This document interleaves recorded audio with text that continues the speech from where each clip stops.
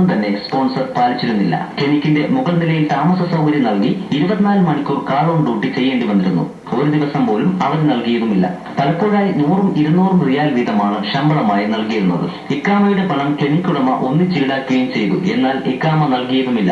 ഷീബിയെയും ആഷ്ലിയെയും മാത്രമാണ് Saudi medical കൺസൾട്ടന്റിന്റെ യോഗ്യതാ പരീക്ഷയ്ക്ക് ഇരുത്തിയത്. ആശാരാജ് ഒഴികെയുള്ളവരെല്ലാം വിവാഹിതരാണ്. തങ്ങളുടെ കുട്ടികളെ വൃദ്ധരും രോഗികളുമായ മാതാപിതാക്കളെ ഏൽപ്പിച്ചാണ് അവർ പോകുന്നത്. 2 വർഷത്തെ കാലാവധി കഴിഞ്ഞുവെങ്കിലും ലീവ് അടിക്കാനോ എക്സിറ്റ് അടിക്കാനോ മാനേജ്മെന്റ് തയ്യാറായതുമില്ല. തുടർന്ന് ഇവർ ഇന്ത്യൻ എംബസി സാമൂഹ്യക്ഷേമ വിഭാഗത്തിന് പരാതി നൽകുകയായിരുന്നു.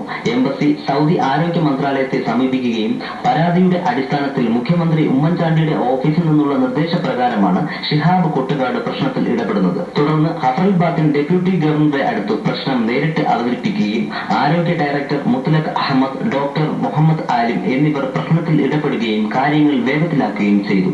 സാമൂഹ്യ രംഗത്ത് പ്രവർത്തിക്കുന്ന ആസിഫ് സംഘടനയുടെ പ്രവർത്തകരായ സലീം ചെങ്കോട്ട, ബാബ മഞ്ചേശ്വരം, സിദ്ദീഖ് പരിയാര, ജോസ് മത്തായി എന്നിവർ ഇവരെ സഹായിക്കാൻ രംഗത്തുണ്ടായിരുന്നു. തങ്ങളെ സഹായിച്ച എല്ലാവരോടും നിറകണ്ണുകളോടെ നന്ദി പറഞ്ഞാണ് അവർ യാത്രയായത്. ജീവൻ ന്യൂസ്, ഹഫറൽബാദിൻ. സൗദിയിൽ അത്യുഷ്ണം രൂക്ഷമായതോടെ ജനജീവിതം ദുസ്സഹമായി. വരും ദിവസങ്ങളിൽ പുറംജോലികൾ ചെയ്യുന്നവർ ജാഗ്രത പാലിക്കണമെന്ന് അധികൃതർ മുന്നറിയിപ്പ് നൽകി.